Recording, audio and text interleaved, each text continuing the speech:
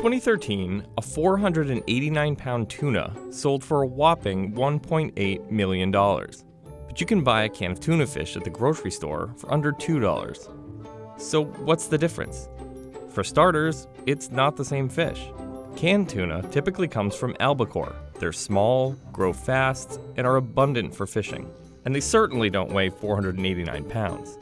There's only one type of tuna in the world that grows that big: bluefin tuna. And if you want to try some, it's gonna cost you. We could buy tuna from Japan that we'd have to charge maybe $80 for one piece of otoro. Derek Wilcox is a chef at Shoji, a Japanese restaurant in New York. He was trained in Japan and worked there for more than 10 years. Restaurants like Shoji serve raw bluefin tuna, or what's called kuro maguro in Japanese. They get their tuna from a number of different sources, including Japan's Tsukiji fish market. There are several different varieties of tuna, but bluefin is what you're most likely to find at high-end sushi restaurants. Bluefin is the most sought after. Only bluefin has the intense marbling. Bluefin also, when it's aged properly, has a particular balance of flavors. A large adult bluefin can weigh around 450 pounds or more, and the price of the fish varies based on a number of different factors. It completely depends upon where you get it from. But it's never cheap. A local bluefin on the East Coast will run anywhere between $20 and $40 a pound. You could be paying north of $200 a pound for bluefin from Japan. According to Wilcox, tuna from Japan is better than American tuna during the peak winter months, while Boston tuna is best during summer and fall.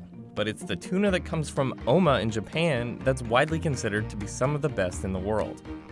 Peak season Oma tuna will in Japan cost $400, $450 a kilo, which means by the time it gets here, it'll cost close to $400 a pound. Besides its superior fat content, another reason fish is more expensive from Japan is that it has further to travel, and it goes through a rather lengthy process before making its way to your plate. There's more hands that it passes through in Japan, which is not necessarily a bad thing. Wilcox says the fish is also handled better in Japan than the US, so there's less damage and more precise cutting. We get like a Boston bluefin, it goes from the fisherman to the distributor to our door. Whereas in Japan, it's going from the fisherman usually to a collective or cooperative, to the government that's running the auction, to a middle wholesaler, to a final wholesaler, to a restaurant or hotel.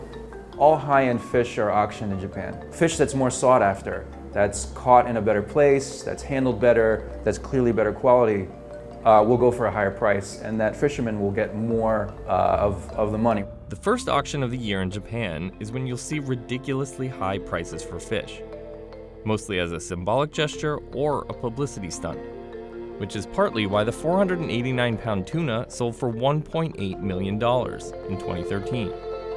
And the first fish of 2018 sold for $323,000. In Japanese culture, that first thing you do all year is the most important.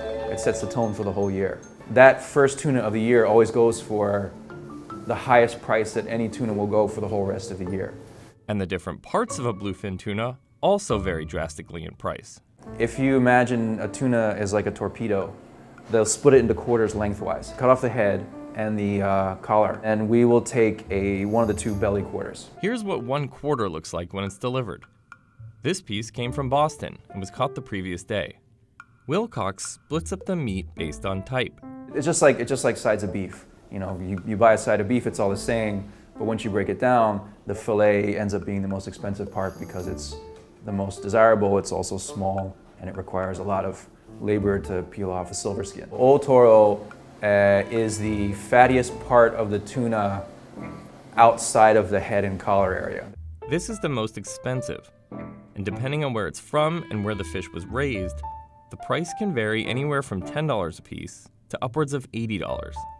The chutoro is getting around toward the side of the tuna, and it doesn't have the striations of fat, but it still has fat within the red of the meat, so you get a mix of fat and red. And then akami, which means literally red meat in Japanese, is the leanest part, which you find more towards the center of the tuna, close to the backbone. Akami is the most common and cheapest part of the fish, but it's still more expensive than that can of albacore at your local market. When you're assessing the quality of the tuna, you want to taste the red meat, the akami. You know, it's a wild animal, so it tells you whether it had a good diet, whether it had a good life, and it, you know, got exercise, and it lived in clean waters and was able to swim around a lot. So a farm-raised tuna is generally force-fed sardines, and you can actually taste sardines in the fat of a farm-raised tuna, whereas a wild tuna has a varied diet and has a much cleaner and milder flavor to the fat. But for decades, wild bluefin tuna were overfished in the Pacific, which was harming their population and making it more difficult to come by. However, more recently, tighter controls on fishing have led to a resurgence in the population. But they could still be better, Wilcox says. In fact, Wilcox avoids any Pacific bluefin that is not from Japan, and says you should too. If you eat Pacific bluefin, not specifically from Japan, then that's really irresponsible.